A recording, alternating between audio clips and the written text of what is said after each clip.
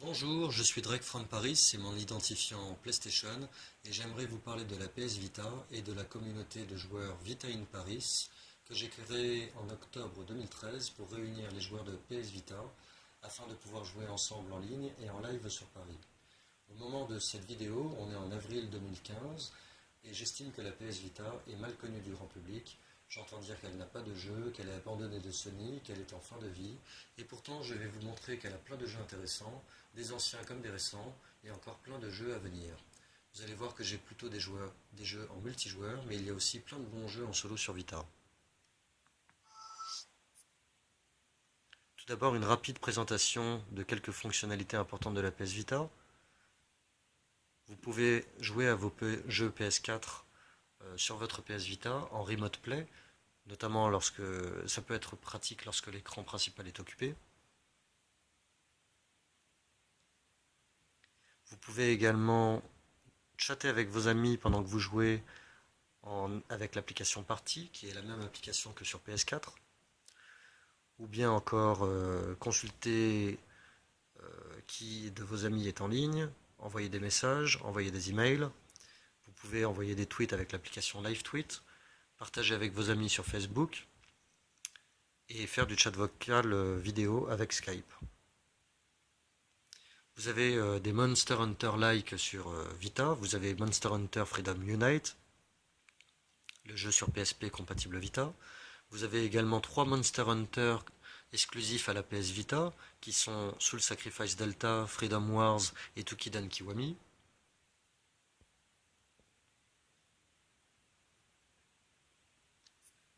Vous avez également des jeux de shoot, par exemple le Shoot and Run Helldivers, qui fait un carton en ce moment sur PS3, PS4 et PS Vita, ou bien encore des jeux de tir à la première personne ou à la troisième personne, et notamment l'excellent Killzone Mercenary exclusif à la PS Vita. Vous avez également des jeux d'action RPG, comme Sword Art Online Hollow Fragment, qui aura une suite Lost Song cet été. Vous avez également Dragon's Crown, One Piece Unlimited World Raid. Vous aurez aussi un One Piece Pirate Warrior 3 qui sortira cet été.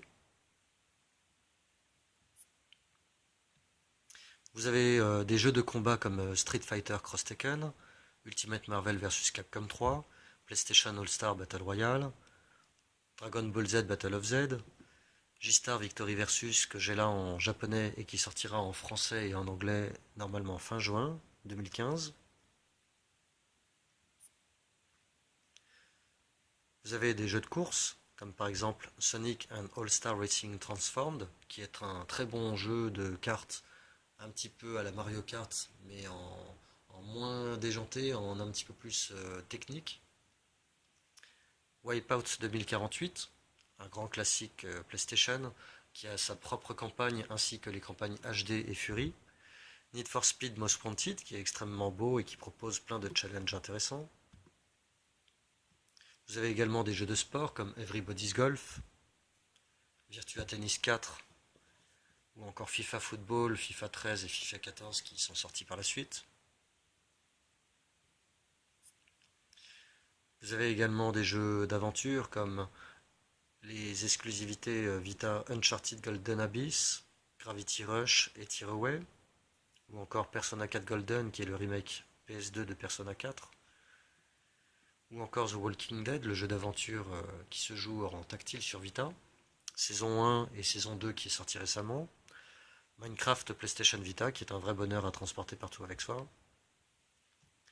mais également des jeux de plateforme comme par exemple Little Big Planet, ou encore Spelunky, un excellent jeu jouable jusqu'à 4, où chacun a son propre écran, contrairement aux autres plateformes sur lesquelles il a été porté.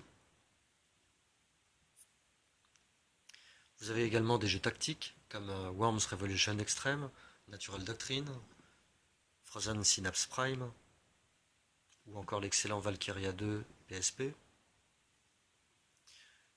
Des jeux de réflexion stratégie, des jeux de rythme comme Lumines. Vous avez la possibilité d'écouter de la radio avec TuneIn, voir des vidéos ou écouter de la musique.